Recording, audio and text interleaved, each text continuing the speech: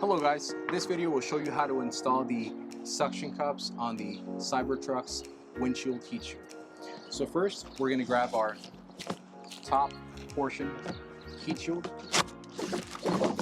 You will notice a large cutout here in the middle, and that's how you know that you're working with the top windshield heat shield piece. And you will also notice 3 holes to accommodate the suction cups.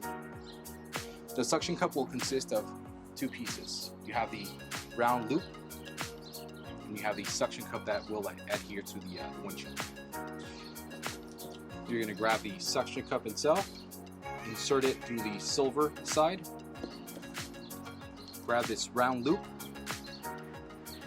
insert it through the back side on through the suction cup. Same process.